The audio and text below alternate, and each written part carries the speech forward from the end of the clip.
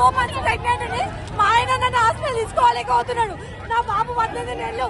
నేను ఇంట్లో పనులు చేసుకోవాలి, నేను చూసుకోవాలి. ఏజ్డ్ పర్సన్స్ మా ఇంట్లో ఉన్నారు. నేను కడుపుతో ఉన్నా.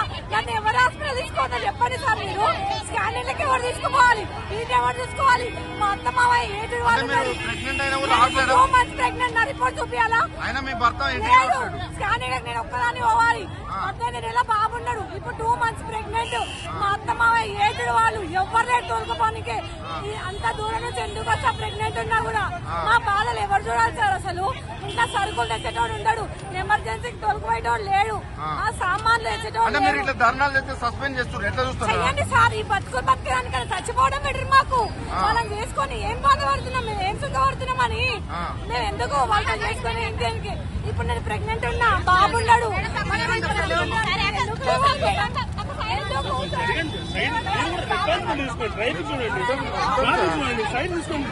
మియం కాకపోతే ఎవరు తీస్తారు సార్?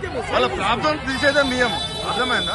వాళ్ళ ప్రాబ్లం బయటికి తీసుకొని తీసుకోండి. అన్ని ప్రెగ్నెంట్ ఏడు ఉంది. వాళ్ళు కష్టపడి చదువుకుంది ఎందుకు? కూలి పని.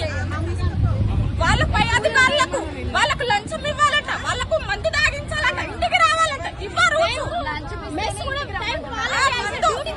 లంచాలు